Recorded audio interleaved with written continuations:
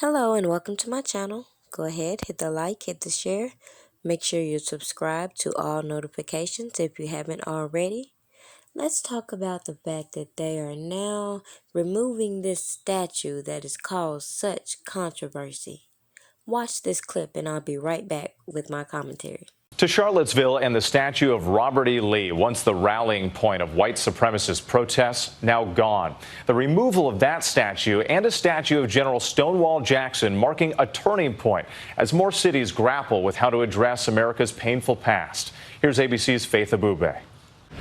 A towering crane today plucking Confederate General Robert E. Lee statue from its pedestal in downtown Charlottesville. The monument many Americans believe glorifies slavery and white supremacy hauled off to cheers and applause.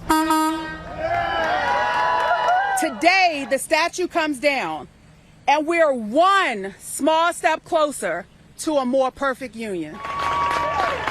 Just 90 minutes later, a statue of Confederate General Thomas Stonewall Jackson meeting the same fate.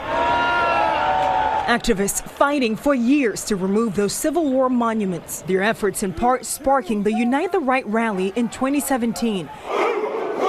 Many locals now refer to that summer as the Summer of Hate. Torch-wielding demonstrators marching through the University of Virginia's campus. You will not replace us! The rally meeting a violent end when an avowed neo-Nazi drove his car into a crowd, killing activist Heather Heyer and injuring 19 others. The removal of those statues today, the latest in a cross-country movement. Cities and states now reckoning with America's dark past, eliminating symbols of racism from public areas. To have people not see the reality and the brutality of these statues is overwhelming. So this is a good day. And with here in historic Alexandria, Virginia, another monument was hauled off last year. It was just one of 170 Confederate symbols removed across the country in 2020 alone.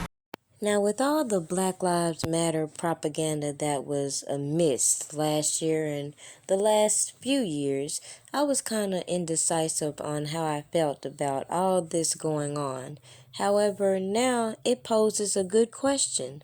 Are they going to take this same initiative to remove all other monuments and historic, I guess you could say, venues that bring these memories of past actions?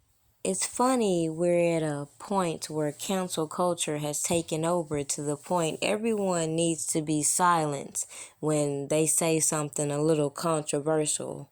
But this topic here raises so many things to the forefront. Like, think about all those museums you went to and it's only pieces of Black history in it. Think about all these specific locations you have to go to just to get a little bit of education as far as what they call Black history. While when you look around, especially if you're from the South, you'll see all these monuments and all these places that still generate high revenue for these people. Isn't that very interesting?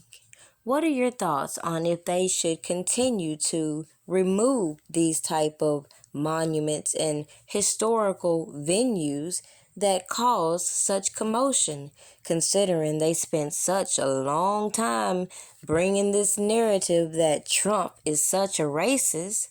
How far is America willing to go to show that they're willing to accommodate all these people that have been oppressed in America? Leave your comments below. Don't forget, like and share.